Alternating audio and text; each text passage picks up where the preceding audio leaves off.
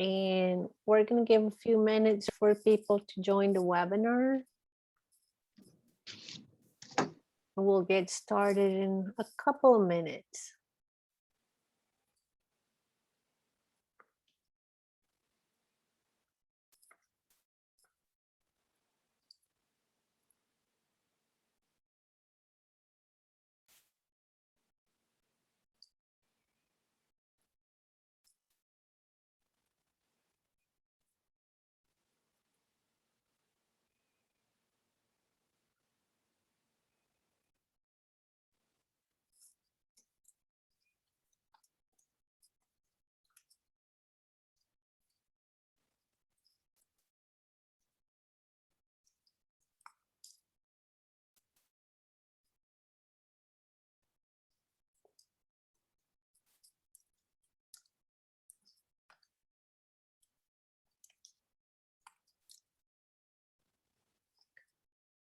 Rachel, welcome. We see you.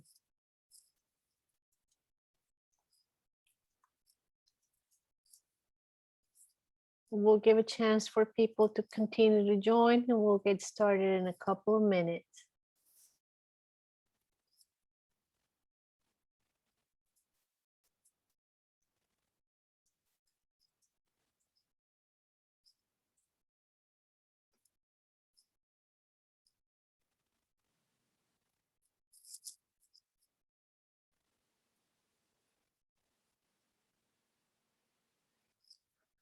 Gabriela from the Greater Dallas Hispanic Chamber, welcome.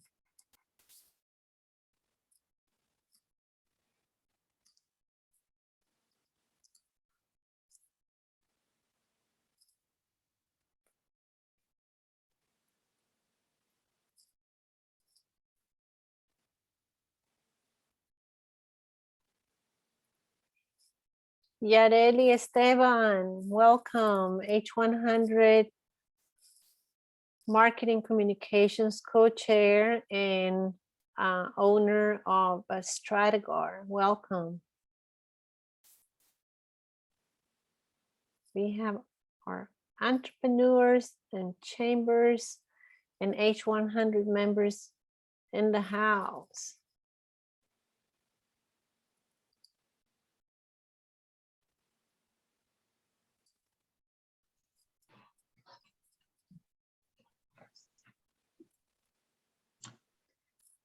And Jake, okay. I think we're ready to go.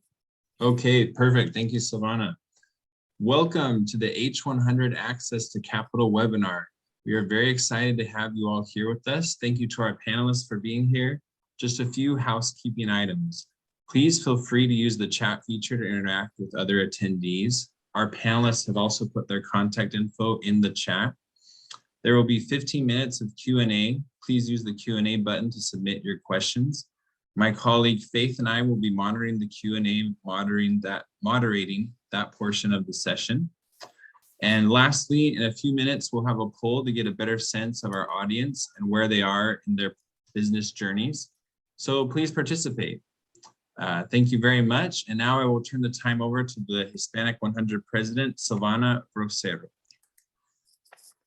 Hello and welcome everyone. Thank you, Jake. The Hispanic 100 is so excited to celebrate Global Entrepreneurship Week.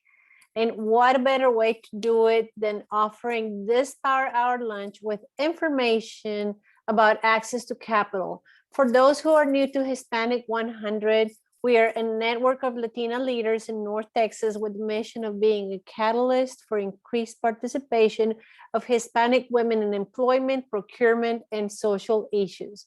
I'm Silvana Rosero, president of Hispanic 100 and an entrepreneur as well. I have to give a big thank you to Chase for partnering with us in this initiative to bring meaningful information to our H100 members and Latino entrepreneurs in North Texas. Also to CMP for facilitating the tech aspect of this webinar. Without further ado, let me introduce our Women Powerhouse panelists. So first, we have Susie Leinbaugh. She is a market manager for Chase Business Banking Group in Dallas and brings to this panel 38 years of banking experience. Susie is a graduate from Texas A&M University and started her career as a commercial banker. She has been working with entrepreneurs in DFW community since 1994. Wow, so exciting to hear from you, Susie. Welcome. Our next panelist is Kristina Brown, Vice President of Chase Business Banking in Dallas. As a relationship manager, she assists clients with their needs around cash management, cash flow, and access to capital. Her 19-year banking career and experience working with SBA funding sources brings another unique perspective to this conversation. Welcome, Kristina. And to round up this fabulous group, we have Olga Lopez, Executive Director and founder of Cima Logistics, LLC, located in Irving, Texas. She is also one of our Bright Hispanic 100 members and a well-known leader in our business community. Olga's exceptional story of transitioning from the banking industry to entrepreneur and growing her company to over $40 million in 3 short years is a testament to the value of having a sharp focus and understanding about access to capital. Welcome, ladies, and let's start with each one of you briefly telling us what drives you to continue pushing the envelope with your amazing careers. Let's start with Susie. Oh, it's so delighted to be with you all today, and to be with these panelists. That Hispanic 100 is such an impressive group of individuals, and I always love being with powerful, successful women. It's inspirational. I have been serving small to medium-sized businesses and I can't believe you mentioned the number of years, right? That tells on me, but I am very proud that I have been able to work with entrepreneurs. I grew up here, and I know that my community depends on entrepreneurs. It depends on the job growth that is created from owner-managed business, and it makes me very proud and honored to get to work with entrepreneurs. You asked me what drives me every day, and I will tell you, Olga, I live vicariously through entrepreneurs, right? You actually became one.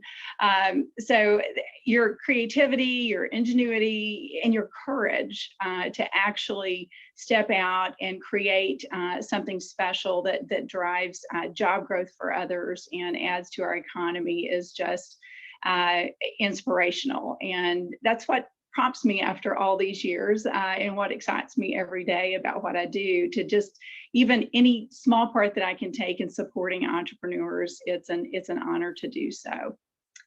And I get to work with wonderful bankers, and I will tell you that Kristina Brown is an example of that. So pitch it to Kristina. Thank you, Susie.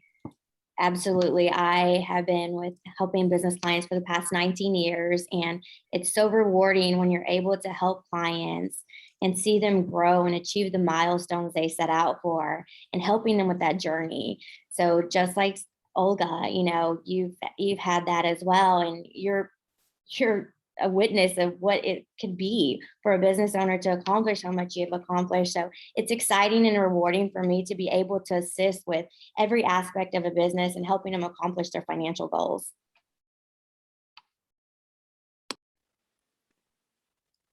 Wonderful. And Olga? So what an opportunity to be here amongst these great professionals, and just again, welcome everyone today. In my past career in banking, over 30 years, I took a lot of pride, and I had a very strong belief that what I did each day was in line with my beliefs and my values, helping others achieve financial success and well-being. And I'm truly excited and elated today to be among this group of professionals. And as I continue to impact our community, not only from my past experience, but also today, Cima employs over 200 families, 200 people. And we truly impact our community. And what an opportunity as an entrepreneur that I have to continue to help others by being an example, by being a positive business leader in our community, and helping others build upon their dreams. I believe that I have the opportunity to continue to inspire and encourage other professionals so that we can continue to conquer for a common good and continue to build wealth and the opportunity to build that lasting family wealth so that my kids can carry on with that legacy is what excites me and keeps me going each day. So I'm truly excited to be a part of this panel. Thank you for inviting me. Wow, what a beautiful why for everybody. So thank you, ladies, for sharing your why with the audience. And this is a great appetizer for our next portion of the program. So allow me to share as we continue a few data points to frame the relevance of this discussion. So Jay, can you share with us some data points? And perfect, thank you so much. So according to the 2017 economic census and the Texas Comptroller, the top sectors for Hispanic owned firms were construction, accommodation and food services, and professional, scientific and technical services. We are a powerful driver of our economy. Back in 2017, we employed over 1 million workers, had receipts for more than $130.9 billion with a B, and an annual payroll of $35.8 billion.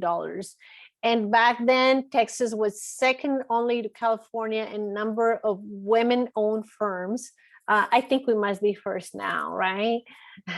And Texas also, if we go to the next slide, Texas also ties first in the nation for economic clout of its women-owned businesses. Lastly, according to the Minority Business Development Agency, by 2024, the nation's prosperity will rely even more on minorities. This is the fastest growing segment of the population. Today, U.S. minority business enterprises represent 29% of all firms, but only 11% have paid employees. So this speaks a lot about the scale of our businesses. And if MBEs were to obtain entrepreneurial parity, the U.S. economy would realize 13 million more jobs. And with that, let's start our fireside chat. So first, we're going to do a poll to just kind of take the pulse of the people attending this webinar. So Jake, will you please launch our poll questions? And we encourage you to participate. How long have you been in business? And what is your industry? So we'll give a few seconds to answer. You just click in the answer. If you would scroll a little bit on the what's the industry.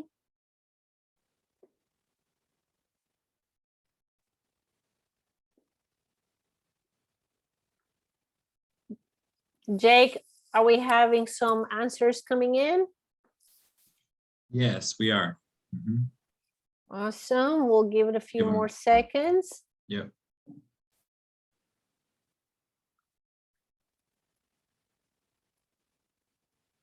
You think we got our information in?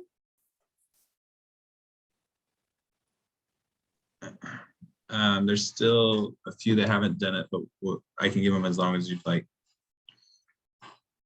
Okay, so let's go ahead and see what the result is.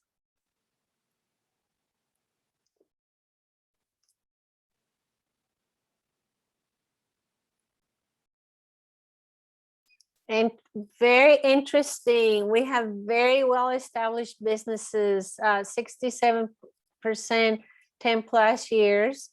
A lot of them finance, accounting, legal, nonprofit, government, education. This is very interesting in marketing, communications, and technology. And how many employees in the company? 83%. 1 to 50 employees.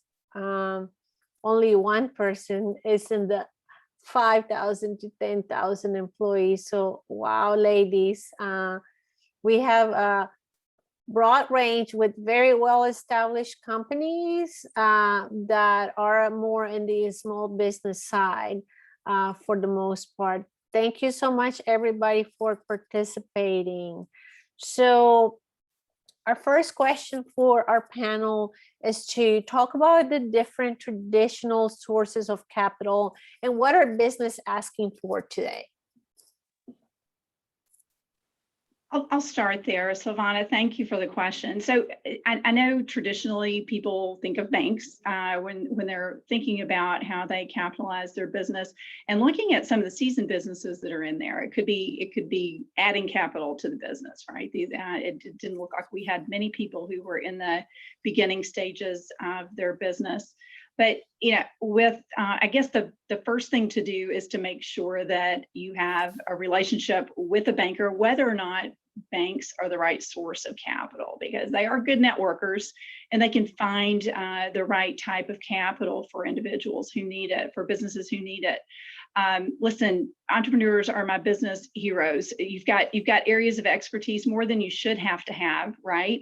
Some of you may have a financial background, but most people start off with an area of expertise and learn the operations side, the marketing side, the technology side, right, and the finance side. So I would encourage a very robust line of questioning for any finance partner that you work with to make sure that is clear to who are entrepreneurs who are very, very bright individuals and very curious individuals, obviously. So I think that line of questioning is really, really important. I will tell you, for the extension of capital, the language of finance is really your financial statements. So I don't think I can emphasize enough the importance of having a separate business entity from your personal financials. Having, once you begin recording properly every transaction that goes through your business, you're creating that history of your business for anyone to be able to, one, help you with. Secondly, if I know Olga and I were talking earlier about beginning with the end in mind, right? So whatever the end of your story looks like, to start off on a good foot with good financial reporting is really important. I will tell you that every bank and most other extenders of capital will say that your ability to repay it, if indeed it's to be repaid, is going to be of critical importance, right? But the ability to repay that might disguise itself sometimes. When we have companies who are scaling fast, growing very quickly, and they have wonderful profitability, and their income statement says, yep, I'm making a lot of money, my margins are good, the revenue is going up, and that may just be the time when your cash is, believe it or not, running out. Revenues and profits are not equal to cash coming in. There are all kinds of things that can slow that down in the process. It might be that very, very appropriate for today. It may be the supply of inventory is stopped, and you may have orders that you can't fill because the inventory is not there. It may be that your accounts receivable are building up, and you're not turning from revenue to cash quickly enough. So cash flow is king. Anything that your business can do to speed up collections or slow down distributions will contribute to your cash flow. Now, having said that, that may not be enough, as far as handling things on a transactional basis.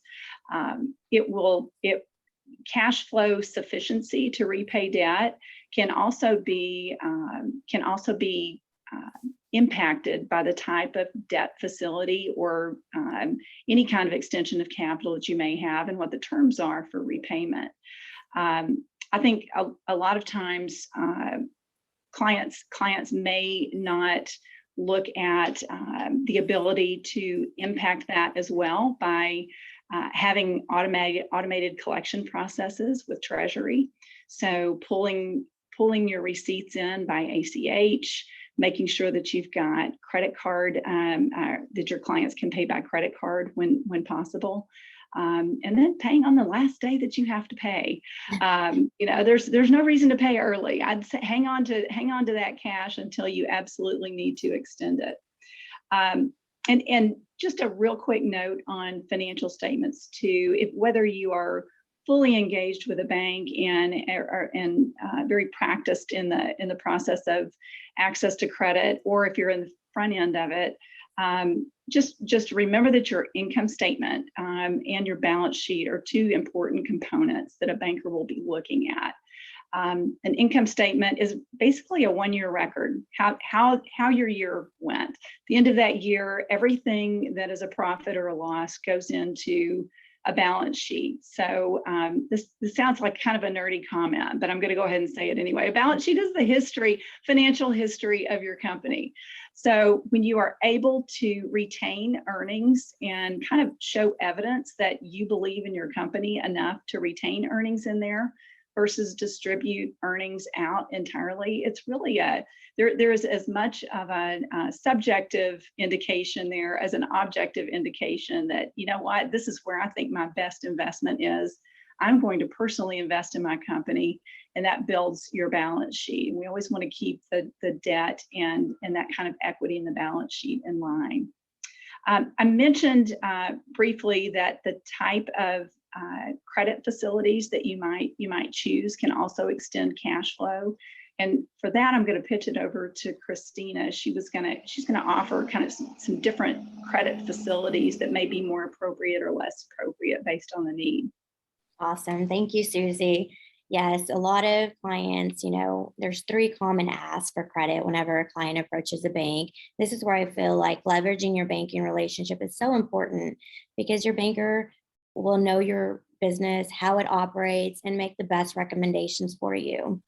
One of the asks that's most common is for a business line of credit. Business line of credits are great tools for managing your cash flow. It should be a short-term capital, and it should be revolving. For example, if a business client has accounts receivables, they're 30, 60, 90 days out, a client is able to utilize that capital from the line of credit to pay any operational expenses. So when those accounts receivables are collected, the line of credit's paid back. For an installment loan, which is another common ask, is used to purchase assets. And it is actually long-term assets that could be 1 year to 5 years. And you have a fixed rate, fixed term, and that way you're better able to handle your cash flow, and you have an end date on when that asset is going to be paid. And that, again, like Susie said, your balance sheet, it shows the strength of the asset, and that liability has fallen off. The third most common request is real estate. Real estate is the most important investment a business will ever make, probably the largest as well. And it's important to have those conversations early on with your banker so you understand what equity injections are required to purchase that facility, what type of structures are available. And if you haven't already introduced your accountant or CPA to your banker, this is a great opportunity to do that so that they're on the same page and put a goal together for you to accomplish that financial goal. One thing that's not very commonly asked for, but we're seeing it a lot more now due to shipping delays and supplier issues, are letters of credit. A letter of credit is there to protect the importers and exporters. It's a guaranteed payment before shipping the goods to ensure that they're going to get paid. So we're seeing that a lot more, and that's really helping clients right now where they don't know what a letter of credit is. And with my 19 years, I haven't done very many of them, but these last 2 years, I've seen them a lot. So that's the type of credit that we're typically seeing. Olga, on your aspect, have you seen anything different? Well, actually, thank you guys. I think Susie and also Kristina, you guys nailed it. When I started my business, I quickly grew, and it was an opportunity for me to start thinking, okay, I'm building a business. What was most important to me at the time was focusing on hiring people, organizing the different parts of my business. And I had to stop for a minute and really think about, okay, I'm going so fast, I'm going 0 to 90. And what part do I need to go back and really give a little bit more support behind? And it was what Susie said, you have to start with the end in mind, right? And it was creating the discipline and the organizational structure around my financials, because I knew that maybe today, starting my business, I had the cash flow, I had my plan, and my plan grew extremely fast, but I didn't know that within 2 years I was going to double up, right? And so a lot of that had to do with choosing the right accounting or CPA person that was going to support me throughout the time. Had I not had that support, and had I not had a great relationship with my banker, I think it would have delayed me a lot more, and I would not have had the success in 3.5 years that we've had today. So a discipline, organization, and getting to know your banker so that they know your business is so important. As a former banker, I thought I knew it all, right? But you get so caught up in your own business that you lose sight of all the great products and the features of those products, of the different types that are available. And so having that second set of eyes, or that recommendation from the experts that do it day in and day out and experience the opportunities to work with so many different entrepreneurs, different types of industries, and sometimes industries that are like mine, that can suggest the right products that would benefit you, is very important. So I think you guys touched on a lot of great different sources of credit or to build capital, and that we could use for our business. And so I just, again, just going back to plan and be prepared for how am I going to access that is very much key.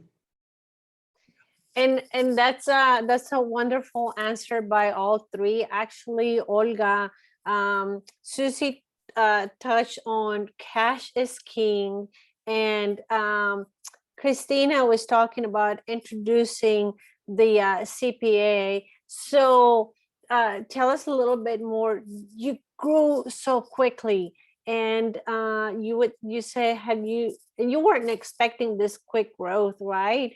Those conversations happen very fast. And what would have happened had you not had that in place, and you have this opportunity sitting in front of you, and you don't have your ducks in a row? Yeah, I would have lost out on the opportunities to take on more work, take on more customers. And then also I would have missed out on the opportunity to continue to expand my business. So Cima Logistics was original, and then we grew into 4 other components that we now have 4 other subsidiary companies as a result of what we've done. But we would not have been able to get there without the organization, the conversations with the relationship banker, and just making sure that we felt comfortable. It's not about having the money in the bank. It's about using your money wisely and leveraging the different sources of credit that is available for the benefit of your company, for the benefit of tax write-offs. So those were some additional things, Silvana, that we had to, or that now I reflect upon and I keep in mind and I share with others. Excellent, excellent. So we're going to move on to our next question. How does a bank work with other sources of financing to jointly assist the business? And this is critical, because you think if you're a banker, if you're banking with Chase, they're not going to help you unless you get money from them, which is not true, right? So Kristina and Susie, can you tell us more about that? Yes, that's a great add. So we always want to submit our applications, right? And we hope that it gets approved, but that's not always the case. So sometimes an underwriter can come back and say, we're counter offering the deal where it's going to be a lower amount, which is okay. Or they could come back and counter a deal where it's mitigated by SBA, where it's subject to SBA eligibility.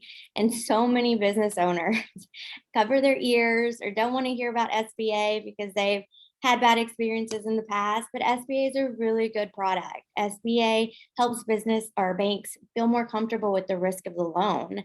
But not only that, SBA helps achieve your financial goals. For example, if you're wanting to purchase real estate, which again is one of the biggest investments a business will have, there's different options for you, not just traditionally. For example, if you're trying to finance a building and we're doing financials for a business and we're looking at it conventionally, it's 20% equity injection the borrower has to come up with, and we finance 80% loan to value. And it's typically over a max term of 20 years. Where the SBA could come in and they could offer 10% equity injection, financing 90% loan to value, and stretching that term over 25 years, which is huge because it allows businesses to retain capital to grow their business or utilize in other parts of their business. So it's not just for startup clients, but it's also for mature businesses that want to retain their capital. So SBA is not a bad thing. It's actually a very good thing. So making sure that you understand your options whenever it does come to the SBA. Another thing that could come back with the underwriting team is it could be a decline where the business is not at the point right now where we could extend financing, which is not a bad thing either. The most important thing for that is to understand why the loan is being declined and to get with your banker, to put a plan in place to get you there, whether it's a year from now or 2 years from now. And again, having that partnership with the CPA and your banker is important so they could put a plan together and they understand what your financial goals are. Another option is a community development financial institution, which is known as a CDFI. CDFIs are private financial institutions that are dedicated to helping business clients achieve their financial goals now that aren't able to get traditional financing, but also preparing clients to get to that level. And I have Chris Smith, he's with People Fund, he's a regional manager, and he's going to elaborate on what a CDFI does and how they could help our business clients. Chris?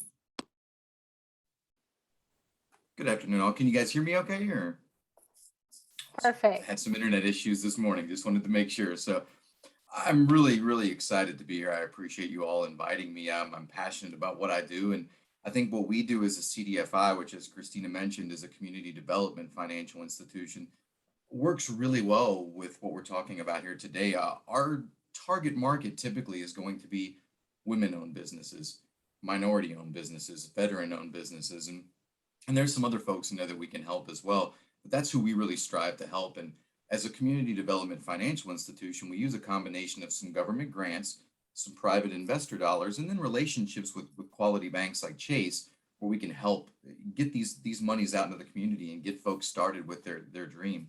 A lot of CDFIs do different things, some residential, some small business. We focus here really tightly on small business, and we just work inside the state of Texas. So pretty niche market, but what we do, I think we do really well.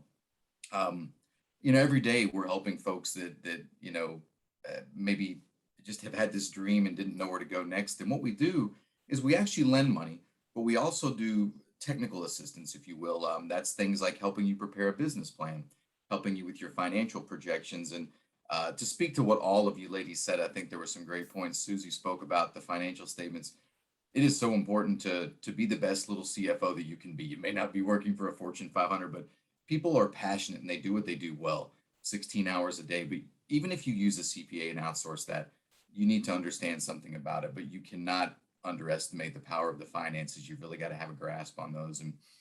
And we help with those kinds of things. And sometimes I see people that start out and they don't want to embrace it. It's just, what do I have to do to get to the loan process? And I try to shake them down and say, no, I want you to embrace this and love it and own it because it's your future. So, but we get to do all of those fun things. We do those things free of charge. I mean, you guys mentioned the relationships you have to have. We just did a seminar the other night and we talked about that, the acronym of BAIL. It's got your banker, your accountant, your insurance agent, and your lawyer. And I can tell you, I've done this for a long time as a banker, a lender. Those are important relationships, and embrace those relationships as well. And our goal is to work seamlessly with an institution like Chase. We always want to make you bankable. If something at that point in time is stopping it, if it's the risk of the industry, if it's a lack of background, whatever it is, our goal is to help you get there. So what we do is in conjunction with the bank. It's not competing against. So keep that in mind. But we are a partner that can sometimes step in and maybe help if the bank can at that time. But our goal is to put you right back there so that as you grow your business, the tools that they have, the rates that they have are going to be what you want long term. So that's what we do. I put my contact information in the chat. Would love to be able to help anybody that might have questions or need some assistance. So And thank you, Chris. You know, we have put that information in there so you for any attendees to contact. As you can tell, so many of the entrepreneurs that we have today in the webinar are on the small side, long time in business. So is there a reason for not wanting to scale larger, right? I don't know, maybe we're comfortable where we are. Maybe the prospect, you know, especially for Latin Americans, we have a tendency not to want to borrow money. And I am guilty of that. I'm the first one to admit that scares me to death. And so, but you see, all of these people here are to just help us. And if we don't overcome that fear, and if indeed your plan is to grow, we have to overcome the fear. And like Olga said, you know, leverage all of those resources. So thank you, Chris, for joining us. I'm moving on to our next topic.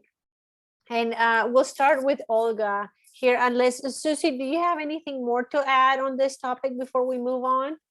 No, I will add just one piece, you know, and I appreciate you mentioning SBA, Kristina. I'll tell you that not only is it sometimes advantageous from a structure standpoint, the interest rate can be lower. And, you know, I'd encourage a business owner to ask about SBA. It's nothing, not only is it nothing to be afraid of, it's something to pursue, right? It can really make a difference in the outcome, the structure of the opportunity and actually pull an interest rate down. So love this. And if you're starting, I think sometimes you'll hear about friends and family, right? And I sometimes sit back and think, okay, I don't have friends and family who are going to loan me enough money to start a business. So, you know, I think that assumes generational wealth. And it's I think that's a great place to start if you can. To get your business up and running, but certainly scaling is a whole different thing. And I know Olga's going to talk a little bit about that, so I'll pitch it back to you, Silvana. Thank you. Thank you, Susie. So, Olga, we want to hear about the challenges faced by an entrepreneur needing to scale fast, and you definitely went fast. And we talk about cash is king, and you have your ducks in a row, and you have your capital, and next thing you know, boom, you have opportunities, and a lot more expense. With opportunity comes a lot more expense. Tell us more.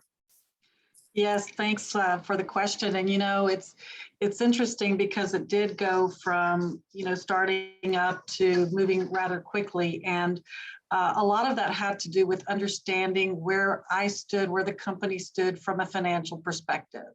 So understanding and knowing your financials is key in making decisions, whether you're starting up or you've already gotten to a certain size. But when you scale up, you've got to understand, do I have enough money for payroll? Do I have enough to continue to add on a new customer, which will cost me a few more dollars up front so that I can have the tools and the resources needed so that I can complete that project? So, you know, when I think about some of the challenges that I had, we're in the transportation business and we deliver products to our customers. We quickly had to increase the number of assets that we had in order to continue to add on an additional contract. And so making decisions around, do I buy with the cash that I have an additional asset, or do I turn to those traditional banking products so that I can finance? It's not a short term fix, but you know, it quickly became an opportunity to reflect on what are the benefits of me dissolving or using some of the capital that I've built from my bank account, right? Or do I tap into my retirement plan, depending on the size of the project that you're looking at, or do I look to those alternative credit products? And so one of the main decisions that we made was, as a new business that didn't have a lot of credit under the business name, and me being a Latina, very conservative around credit and financing, and I didn't want to owe anyone anything. I pay off my cars before, the 5-year terms, and I typically don't have a lot on my credit cards. I like to pay cash, and that was my mentality when I began. I wanted to make sure that I was pretty solid, but then from a bankable perspective, I looked back and reflected on, if I use all my cash, am I going to still look bankable? And so those were some of the decisions that I had to make, and helping me make that decision was the relationship that I had with the banker and having conversations. And that banker didn't force me or coerce me to do one thing or the other. What was even most important, she really brought out some additional thoughts about if you were to use a line of credit, if you were to use an installment loan, where do you want to go from here, and really looking forward, so that what will my financials look like? What will my balance sheet look like at the end of the year? And what are my future plans for growth? Because it doesn't just stop with, I've got an additional contract, right? But what else was I going to be expanding into that would create the opportunities for additional needs? One of the things that happened in our business as we grew, we had team members that were in other parts of Texas. And so one of the challenges that I ran across was, how do I pay for some of the products, for some of the supplies that they need immediately? And I found myself calling over the phone, do you take my credit card? I found myself quickly trying to set up credit accounts, which I felt very uncomfortable with so many suppliers. And it was like, with fraud and so many things happening, in actually with identity theft and all those things, I was a little bit concerned about giving information out. And so it didn't dawn on me until later on that I found the need, oh my goodness, I've got to provide a corporate card or credit card for my employees. So those were some of the challenges that I had initially. And the biggest challenge was making the decision on not using the cash that I had. And so the recommendations were so important. Thank you, Olga. And I will let Susie and Kristina, from your experience and working with so many clients, kind of take that perspective from Olga and continue to share with us your perspective. I appreciate it, and I love that you were thinking about how you are not vulnerable with information being out there, but really establishing control. So yeah, a corporate card is often overlooked, Olga. I know we talked about that a little bit, but you can also set up controls for because right, an entrepreneur wants to be able to control, and at some point, I'm assuming that you think, okay, I'm going to have to delegate some of this control, right, to set up processes and products that will protect you from a fraud standpoint, and even from a standpoint of what people who have your card can spend money on. But I can't imagine scaling, when you're bringing employees on and delegating the responsibility to spend money. That's got to be something that it feels like a really big step. But you made it, and I'll just comment on Olga scaling her business. It is there are always client acquisition costs and costs for expanding physical space, but to have to purchase big assets every time you take on a client is a really big deal. So the fact that you were able to manage that and keep your debt in alignment with what you're retaining from a profit standpoint is quite a tribute to you. Those, businesses that require significant big assets, big globby assets, right? And whether it's a building or a piece of equipment or an investment in upfront money on a contract, those are tough businesses to scale. And you seem to not let it affect you whatsoever. I am still amazed at the pace that you were able to grow a healthy businesses. A lot of people grow businesses quickly, but not in a healthy way. And you were able to do that. And I can't finish my comments without saying yay when you said when you were talking about your banker. I was going, yes. So, oh, that's great. That's great.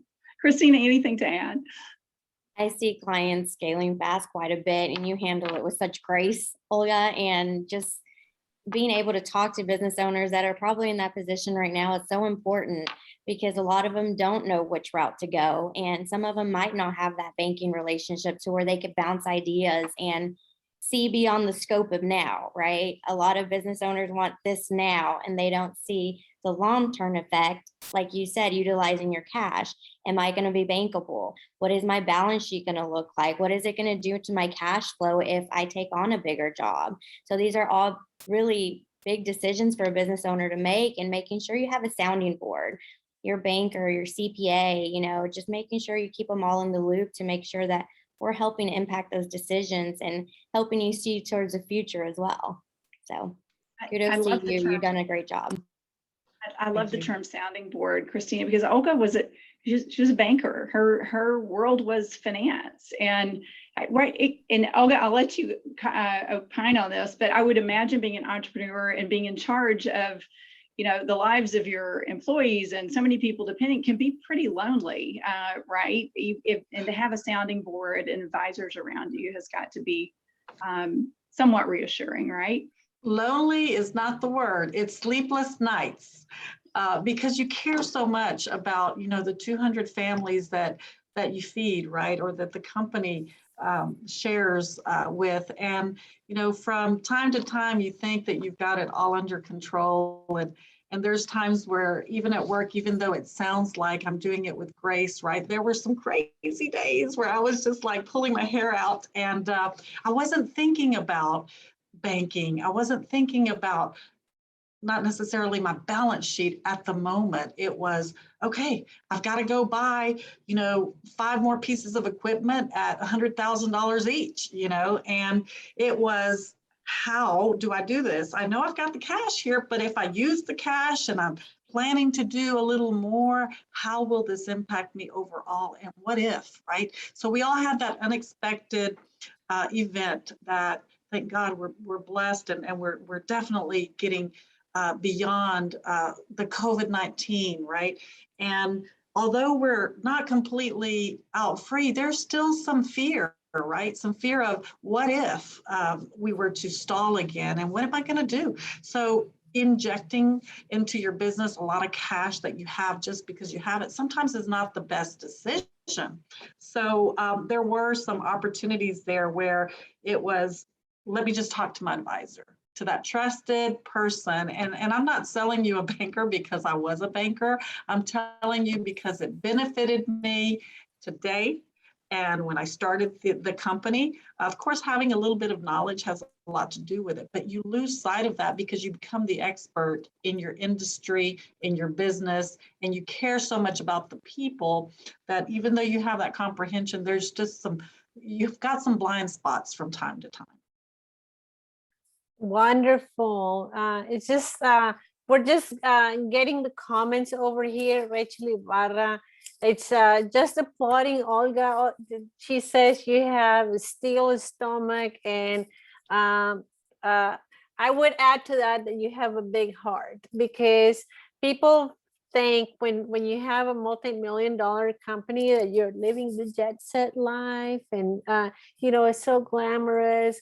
Well, it's really a lot of responsibility, and like Olga said, sleepless nights and decision making, and rounding up all of the resources that you have around, and your relationships, and giving everything you can. You're on 24/7, and I can't imagine, Olga, 3 years have been just incredibly fast-paced and intense for you. Thanks, Savannah. So we're coming to our Q&A portion, and we'd love for our attendees to ask any questions that you have. So we have the Q&A panel. Jake and Faith, do we have anything coming in? We don't yet. We will let you know. We do have one person who raised their hand, but we don't have any questions right now. Can we activate and let the person who raised the hand speak? Yeah, we can. All right. Should we go ahead? And so who will that be? Irma Saracho. Oh, Irma. Irma is our fellow Hispanic 100 hermana, and she's with the city of Dallas. So hi, Irma. Hi, can you guys hear me? Yes, we do. Oh, excellent. Olga, I love your story. It's amazing. And I love the fact that you are a seasoned banker still in my eyes. And you talk about your experience, and that's so cool. I just wanted to share something with everyone. The city of Dallas also has economic development grants available for certain areas in the city of Dallas. So as we partner with our bankers and our CDFIs, we are there to help support small businesses in the city of Dallas as well. And those are the resources that I wanted to make sure that I shared with everybody.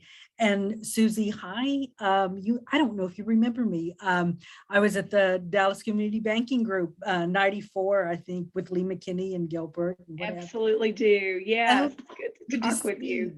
Good to see you. Okay, guys, I'll be quiet now. Thank you. And Irma, before you go, can you tell the audience why do you know all of these things about the city of Dallas? Tell us about your role at the city of Dallas.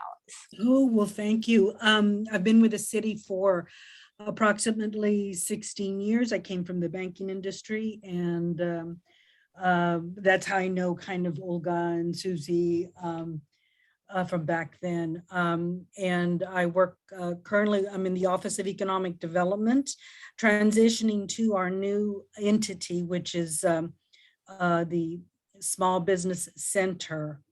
We are going to be focusing on providing just the small business resources for small businesses, and connecting with partnerships to help, economic development in our area, in our communities, help create jobs, and just support our local small businesses.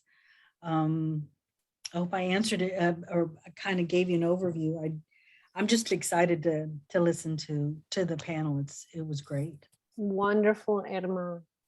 Irma, That was great input. And I say that because, today we're looking at building an office facility and taking advantage of the economic development in your area, or maybe it's not in your area, but you want to leverage the opportunity, the funding that's provided. That's another decision that should be taken into consideration. So thank you, Irma, for sharing that. And also, again, it may not just be with the city of Dallas. Check with your local Chamber of Commerce, the economic development team in your city, and find out about all those great opportunities. Very true. And Irma and Olga, I could not agree more, because the list of resources is almost endless. And I know that we've been working with the Dallas Entrepreneur Center to try to connect all of the dots. There are a lot of sources of capital in Dallas. There are family offices, there are foundations, there are grants, there are capital providers of all different looks, all of our CDFIs. And there are folks who provide perhaps the capital, but as well as training. And there is just a plethora of opportunities there. The difficulty is getting the word out. And there's a website I'd like to offer to you. It's dallasbuilds.org. The Dallas Entrepreneur Center has put it together. And I think everything that we just talked about is probably located on their resource guide. It's an initial attempt to try to pull all of these together. By no means is it exhaustive, and we've got more work to do to get all of our resources on there. That would be the goal. But it's a good start if you are looking for capital or you talk with colleagues who are. Yes, excellent. Well, it seems like we have a little bit more time for one more question to our panelists. Have about 5 more minutes. What happens when everything is great and but it's time to talk about an exit strategy? Any comments on that? Oh, Olga, I think you're muted. How's that? Well, I'll Perfect. throw this out there because it was definitely something that was top of mind for me. I expected to retire at 50. I'll be 50 next year. And I started this company that just exploded. And so my kids are my partners. I've got 2 kids. And I thought about what's going to happen when I decide to really retire. And it's not going to be too far from now. So I had to take into account that my kids are single. They're not married, and when they do get married, what would happen with the family wealth or the generational wealth, right? And the legacy that I intended to leave behind. You never know what could happen in a relationship. And so I had to start thinking about what's the exit strategy? Do we have a plan in place for ensuring that nothing happens to the business? And so buy-sell agreements, in my opinion, when you start a business, you've got to start thinking about what would my buy-sell agreement look like? And that is a very important key part of owning a business. But even more important is when you start a business, keeping your assets, business, personal separate, not commingling, not combining, but making sure that you maintain those assets separate is key and very important. And then also understanding, again, the worth of your business, what you're building, what you're doing.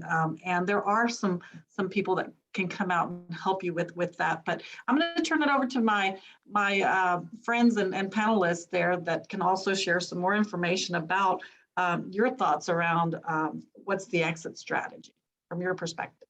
I love, Olga, that you mentioned maybe not even your exit strategy, but perhaps it's a co-owner's exit strategy. So I'll emphasize the importance of a buy-sell agreement. And it goes back to what we were talking about earlier, beginning with the end in mind, right? So That's right. A partner or co-owner decides that that they want to sell, or they would like for you to purchase their interest in your business, to have that agreed upon up front, and how, to your point, that would be valued, right? Are we going to value this based on the assets? Are we going to value it based on the collective profits, EBITDA that has been generated from this? So what will that look like? And if we sell, are we going to sell the assets? Are we going to sell the stock in the company? There are different tax ramifications for both of those. And I have to put in a plug for your banker. Don't forget to take care of your debt when you sell your company. Yes, we've had a lot of people call us and say, "Hey, we sold our company." We say, "Great. We've got one other thing to talk about." We have a loan out there. So, and I say that half kidding, but there are more pieces to an exit than you might imagine. You think of it as just one celebratory sale, and there are a lot of components to it. And to minimize any emotion involved, dealing with it up front is a brilliant move. So appreciate that comment, Olga. And I will say something, I will share something that many of you don't know. I'm an example of the importance of the buy-sell agreement. Had it not been for my business partner setting me up right with a buy-sell agreement, my business partner passed away unexpectedly 6 years ago. And he was so gracious. He took care of myself. He had, from the very beginning, when we started the partnership, set up a buy-sell agreement that stated that if he passed away, he was much older than I am. If he passed away, I would get his portion of the company, meaning I would not have to fight the estate with his family for my portion of the company. Imagine, and then the same thing happened. Had something happened to me, my portion of the company would go to him. And we agreed this mutually, right? And this allowed me the peace of mind of not having to fight anybody while I was focusing on what was going to be next after I had been in business for 13 years with my business partner, and now I was the sole decision maker for the business. I don't have to worry about that, and that was huge. And I attribute a huge portion of being able to continue in business to that buy-sell agreement. So I will leave it at that. And Kristina, any more comments? No, I can't express how important that is. I know sometimes when a partner passes away or a partner no longer wants to be part of the business, there's so many things up in the air.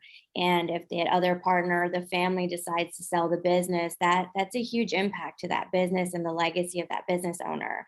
So understanding, again, having your financial statements in place, right? Because if you're going to sell that business, it's going to be evaluated by the assets, whether it's the stock, or the financial statements of how well the business is doing.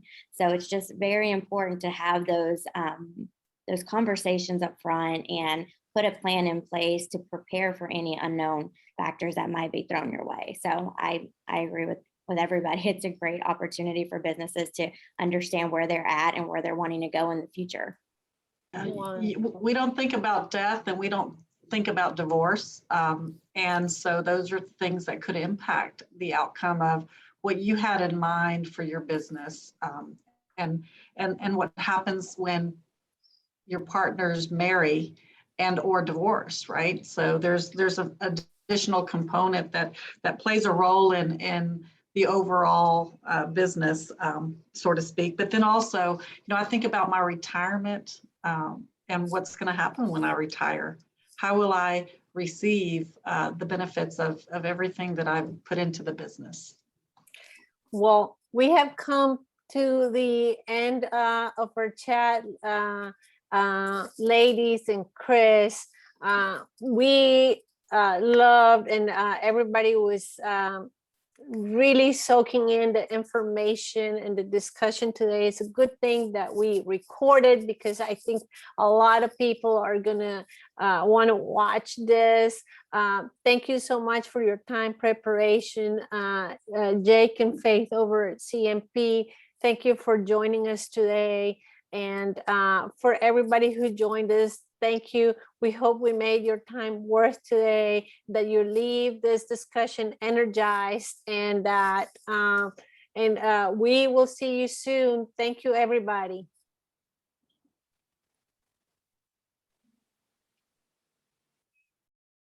And with that, I call this call adjourned. So Jake, feel free to just end the webinar. Thank you, Chris.